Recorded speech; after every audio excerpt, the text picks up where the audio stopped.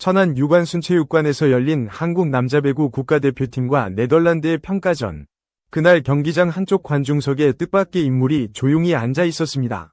바로 이다영 선수였습니다. 카메라는 자연스럽게 그녀를 비췄고 화면 너머로 그 장면을 본 많은 사람들의 눈빛이 순간 얼어붙었습니다. 아무도 예상하지 못했던 등장. 하지만 더 놀라운 것은 그 다음에 이어진 그녀의 행동이었습니다. 이다영은 일부 기자들과 사전 조율된 듯한 인터뷰를 진행했습니다. 질문은 조심스러웠고 그녀의 대답은 더욱 교묘했습니다. 다시 뛰고 싶은 마음은 있다. 하지만 지금 미국 리그에서 뛰고 싶다 아니다를 말하기는 어렵다. 이 말은 모호하면서도 동시에 분명했습니다. 그녀는 복귀 의지를 슬며시 흘리되 직접적으로 선언하지 않는 방식을 택했습니다. 전형적인 테스트 번론 전략, 위험을 피하면서 여론의 반응을 떠보는 신중한 수순이었습니다. 한마디로 복귀 여론을 타진한 것이었죠. 그녀는 자신이 아직 기억되고 있다는 걸 알고 있었습니다. 하지만 그 기억이 증오가 아니라 아쉬움이기를 바랐을지도 모릅니다. 그러나 현실은 정반대였습니다. 인터뷰 기사에는 순식간에 수백 개의 악성 댓글이 달렸습니다. 팬들은 이다영의 등장을 단순한 관람이 아닌 감복이라고 해석했습니다. 진심이 느껴지지 않는 복귀 의사에 실망했고 아직 아무것도 해결되지 않았다는 사실에 다시 분노했습니다. 4년 전 모든 것을 뒤흔들었던 그 사건. 대중은 그 기억을 결코 잊지 않았습니다. 그리고 그녀에게 다시 한번 묻고 있었습니다. 당신은 진짜로 돌아올 준비가 되었나요? 아니면 그냥 복귀 타이밍만 재고 있는 건가요? 2021년 2월 한 온라인 커뮤니티에 올라온 단 한 편의 폭로글. 그것이 한국 여자 배구를 송두리째 흔들었습니다. 제목은 현직 배구 선수 학폭 피해자들입니다. 글은 피해자 4명이 공동으로 작성한 것이었습니다. 단순한 불화나 갈등이 아니었습니다. 내용은 충격 그 자체였습니다. 폭행, 감금, 금품 갈취, 부모 욕설, 그리고 흉기를 사용한 협박까지. 이건 더 이상 스포츠팀 내 문화가 아니었습니다. 사회적으로 용납될 수 없는 범죄였습니다. 특히 이 폭로가 나온 배경은 더욱 아이러니했습니다. 이다영 선수는 같은 해 초 자신의 SNS에 괴롭힘을 당하는 사람은 죽고 싶다는 글을 올렸습니다. 팀 내부를 암시한 듯한 글이었습니다. 당시 많은 사람들은 김연경 선수를 떠올렸습니다. 하지만 그 글은 피해자들의 마지막 인내심을 무너뜨렸습니다. 가해자가 피해자인 척한다는 분노. 그 분노는 곧 폭로로 이어졌습니다. 결국 이다영과 이재영 자매는 급히 사과문을 올렸습니다. 하지만 이미 대중은 등을 돌렸습니다.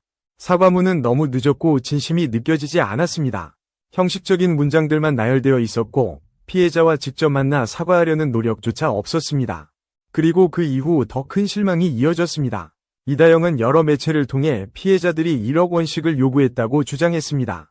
심지어 김연경이 자신을 무시했다는 말까지 꺼냈습니다. 사과는커녕 책임을 피해자에게 전가하는 태도였습니다. 이는 명백한 2차 가해였습니다. 대중은 묻고 있습니다. 왜 아직도 용서를 하지 않느냐? 그 이유는 간단합니다. 피해자에 대한 공감이 없고 반성의 진정성도 없기 때문입니다. 이다영은 단순히 과거의 잘못을 짊어진 선수가 아닙니다. 그녀는 아직도 책임을 다하지 않은 가해자입니다. 대중은 그런 사람의 복귀를 결코 받아들일 수 없습니다. 2021년 6월 폭로와 사과, 그리고 징계 발표가 있은 지 겨우 넉 달 만이었습니다. 흥국생명은 이다영과 이재영 자매를 다시 선수로 등록하겠다고 발표했습니다. 이 결정은 팬들을 다시 한번 충격에 빠뜨렸습니다. 그들은 이제 막 사태가 가라앉기 시작했다고 느꼈습니다. 하지만 구단은 그 모든 분노 위에 복귀라는 단어를 던진 겁니다. 구단의 입장은 이랬습니다. 선수 등록을 안 하면 자유계약 신분이 되어 타 구단으로 이적할 수 있다. 우리는 보유권을 지키기 위한 조치일 뿐이다. 하지만 팬들은 이 설명을 받아들이지 않았습니다. 오히려 꼼수로 받아들였습니다. 결국 시간 지나면 다시 출전시키려는 거 아니야? 그 판단은 정확했습니다. 그리고 그 순간 팬들은 움직이기 시작했습니다. 그들은 자발적으로 돈을 모아 트럭을 빌렸습니다. 트럭에는 이렇게 쓰여 있었습니다. 학교 폭력 가해자의 복귀를 반대합니다. 트럭은 흥국생명 본사, 한국배구연맹 앞, 그리고 경기장 주변을 돌았습니다. 온라인에서도 여론은 들끓었습니다. 커뮤니티, SNS, 기사 댓글마다 절대 안 된다는 목소리가 넘쳐났습니다. 결국 흥국생명은 한 발 물러설 수밖에 없었습니다. 공식 발표가 나왔습니다. 선수 등록을 포기하겠다. 자매는 팀 없이 자유계약 선수로 남게 됐고 복귀는 좌절됐습니다. 이 사건은 매우 특별했습니다. 처음으로 팬들이 직접 나서 구단의 결정을 바꾼 사례였기 때문입니다. 단순히 항의한 것이 아닙니다. 그들은 스포츠 윤리 기준의 최후 보루로 행동했습니다. 이 사건 이후 배구계에는 복귀 논란을 쉽게 꺼낼 수 없게 되었습니다. 팬들은 말했습니다. 경기 잘한다고 다 용서받는 건 아니다. 이 사건은 스포츠 복귀가 단지 구단과 선수 간의 일이 아니라는 걸 보여줬습니다. 그건 이제 대중의 동의 없이는 불가능한 일이라는 걸 증명했습니다. 복귀가 무산된 이후 이다영은 해외 무대로 눈을 돌렸습니다. 그리스, 루마니아, 프랑스, 그리고 2024년에는 미국의 프로배구 리그 PBF에 진출했습니다. 그녀는 샌디에이고 모조의 주전 세터로 활약하며 총 88세트에 출전했고 세트당 평균 어시스트 8개를 기록했습니다. 이 수치는 리그 전체 6위였습니다. 그녀는 실력으로만 보자면 여전히 최고 수준의 선수였습니다. 하지만 대중은 다른 걸 보고 있었습니다.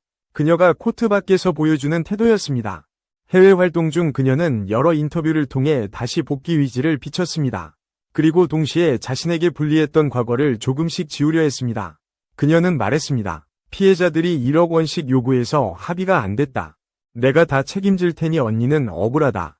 김연경 언니가 몇 달간 토스를 한 번도 안 때려줬다. 이 모든 말은 대중에게 또 다른 충격이었습니다. 피해자에게 책임을 떠넘기고 과거 동료에게 다시 화살을 돌렸습니다. 이는 사과가 아닌 다시 시작된 자기 변호였습니다. 국내 여론은 더욱 싸늘해졌습니다. 반성은커녕 또 2차 가해다. 기억을 왜곡하지 말라. 이런 반응은 국내 복귀의 길을 더욱 좁게 만들었습니다. 분명한 건 하나였습니다. 실력은 여전히 검증됐습니다. 하지만 진심은 그 어디에도 없었습니다. 그녀가 복귀를 원할수록 대중은 더 깊이 되묻고 있습니다. 당신은 아직 제대로 사과한 적이 있느냐? 당신이 돌아올 자격은 정말 있는 거냐? 이다영 선수는 현재 자유계약 선수, 즉 FA 신분입니다. 어떤 구단과도 계약이 가능하다는 뜻입니다. 형식적인 제약은 없습니다. 징계도 해제되었고 규정상으로 그녀는 복귀할 수 있는 선수입니다. 그렇다면 정말 돌아올 수 있을까요? 답은 명확합니다. 사실상 불가능합니다. 그 이유는 단순히 규칙의 문제가 아니기 때문입니다. 진짜 복귀를 가로막는 건 눈에 보이지 않는 그러나 절대적인 세 가지 벽입니다. 첫 번째는 팬덤입니다. 2021년 트럭 시위와 등록 반대 운동을 이끈 팬들은 지금도 여전히 조직적이고 강력합니다.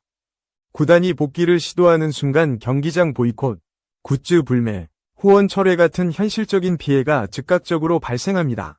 두 번째는 스폰서입니다. 스캔들 직후 광고에 출연했던 이다영 자매의 영상이 하루 만에 전부 삭제되었습니다. 기업들은 논란과 거리를 두는데 굉장히 민감합니다. 어떤 구단이든 이다영을 영입하면 스폰서 유치에 큰 타격을 받을 수밖에 없습니다. 세 번째는 리그 전체의 이미지입니다. 하나의 선수를 위해 배구 전체가 도덕적 비난의 대상이 되는 걸 한국배구연맹과 구단들이 감당할 수 있을까요? 그녀의 복귀는 단지 개인 한 명의 문제가 아닙니다. 리그의 정체성, 구단의 신뢰, 그리고 팬들과의 사회적 계약 자체를 위협하는 일입니다. 그렇기에 법적으로 가능해도 현실은 전혀 그렇지 않습니다. 돌아오는 문은 열려있는 것처럼 보이지만 그 앞에는 넘을 수 없는 여론의 벽이 이미 단단히 세워져 있습니다. 이건 규칙보다 더 강한 사회적 공감의 결과입니다. 이다영 복귀 논란은 단순히 한 선수의 이야기로 끝나지 않습니다. 이 사건은 한국 스포츠계 전체가 윤리를 어디까지 감당할 수 있는지를 묻는 거대한 시험대가 되었습니다. 만약 그녀가 복귀한다면 그건 어떤 메시지를 사회에 전하게 될까요? 과거가 아무리 심각해도 해외에서 기량만 유지하면 괜찮다? 충분히 쉬었고 실력 있으니 돌아오게 해주자? 이런 메시지가 굳어지는 순간 윤리보다 실력을 우선시하는 퇴행이 시작됩니다. 그리고 이는 또 다른 논란 선수들에게 복귀의 길을 열어주는 선례가 될 수 있습니다. 이다영도 돌아왔는데 나라고 안 되겠어. 이런 인식이 번지기 시작하면 스포츠계 자정 기능은 빠르게 무너질 수밖에 없습니다. 대중은 지금 단순히 그녀 한 명의 복귀를 거부하는 것이 아닙니다. 복귀는 어떤 과정을 거쳐야 정당한가를 묻고 있는 겁니다.